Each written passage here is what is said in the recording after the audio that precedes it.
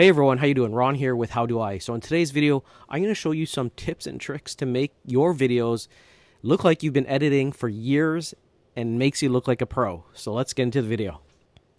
So this one should be a short and quick one. As you can see, I'm here in Microsoft 2022, and right now I'm just kind of editing a clip that I have already done on Microsoft Teams.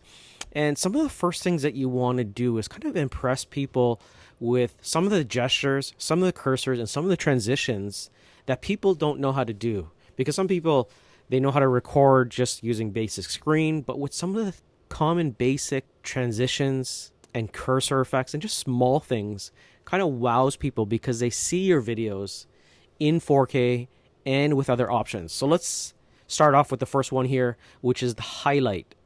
This one might seem like a small gesture, but when people see that, following a cursor instead of just a regular blank cursor that's hard to follow, it's a lot easier to view with your eyes. So the first thing you want to do here is you want to come over to cursor effects. And underneath cursor effects, you could see the little star that I have here. So I could unstar it, or I could come over here and I could star it.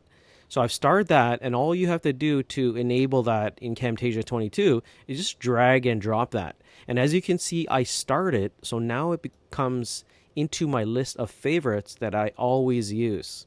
Okay, so the next portion is called the transition, or a list of transitions. So in Camtasia 2022, they have a whole new set of features for nice, beautiful transitions that make your videos look like a pro. So in order to enable a transition, you have to create a break. So as you can see, I'm scrolling through the timeline here. What I'm going to do here, I'm just going to click on play. I'm going to do a Control A on my Mac. So Control A, and that highlights everything. Then I'm going to click this little icon here, which is the break or the split. So you click on split, and then that enables you to put one of these professional looking transitions. I like to do the transitions, for example, when I say, all right, we're going to be talking about Microsoft Teams, let's get into the video. Then preceding that, I'll have an actual intro, and you want to do that over here. So you could do a zoom blur. I like actually the fade, but I've been experimenting because of these square pop-ups. All of the transitions that they have are very attractive. So I'm going to show you this one. I'm just going to drag it down to the timeline and put it there. And as you can see, it turns aqua color. So in this transition, I actually took the spin zoom transition and I just kind of clicked and dragged over here. And let's take a look at the spin transition. For me, I'm going to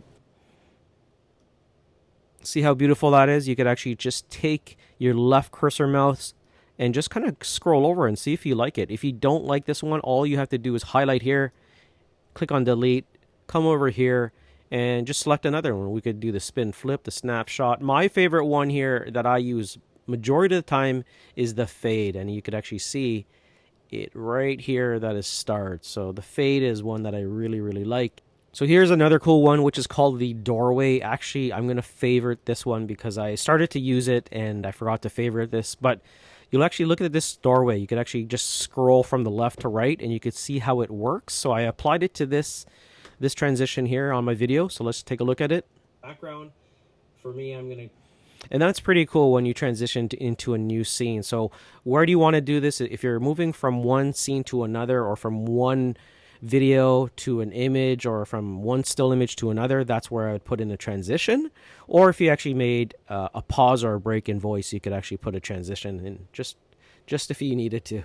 So the other one that I like to do in the very beginning of the videos, usually within the first 30 to 45 seconds, what I like to do is actually use a scale up and a scale to fit. Because the majority of videos that play are on mobile devices. It's exactly like shopping. Majority of people who shop, I think the statistics are about 80% of users are mobile, and they'll shop on using their mobile phone. So if you could capture them within the first 30 to 45 seconds and show how professional your videos look, do it. For example, I'm going to use a scale up feature, and I'm going to show you this because if people, like right now we're looking at this on my desktop, If someone's on their mobile phone and they're trying to read something, it's going to be very hard. So if you use this scale up button, you come over here, you just drag it to the timeline to where you want, okay? And then you come over to the right pane window here. Let's just move this over and make sure that it's on the scene or the film icon, not the volume, on the scene. And now you could see it's highlighted in yellow, and you just want to use the scale to scale up, okay? And we're just going to scale up right here. Now watch how this works. If you could captivate and capture your audience within the first 30 seconds doing this, they're probably going to look at it and say, wow. So check this out. To go into dark mode, I could just click on dark mode.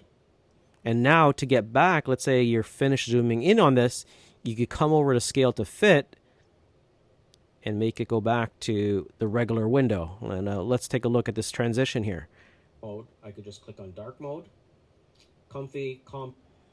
There you go. So that was the 3 steps. I'm going to actually show you one as a bonus, which is in my library. What I like to do is I like to use arrows. So let's say you really want to highlight something that is really great that you want to stand out in your videos. You could say something like this, like check this out. Okay. And at the start of that, let's say something highlights and pops up at that moment while you're speaking, you want to grab people's attention on this little spot. Okay. So what you want to do, you come over to library, and I've got this pop noise that I've downloaded. Okay. I could probably try, and if you ask in the comments, I'll try and leave a link in the comments for this little pop music sound that I got. So you just come over here. It's in my library. It's a pop sound, and I actually just put it at the start, and it automatically lines up to the call out as soon as this pops up. But don't forget that you want to, for me, I need to put it into mixed mono. So you highlight the sound, mixed mono, so it goes to left speaker and right speaker.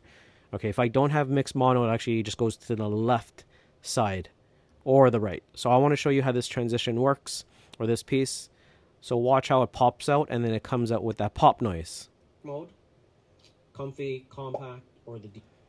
So these little things, comfy, compact. These little things make it stand out, from the transitions to the pop to the scale up to the fit, and last to the highlighting. So that's how you look like a pro using Camtasia 2022. I hope you enjoyed the video. Please don't forget to subscribe, comment, like, and I'll see you in the next one.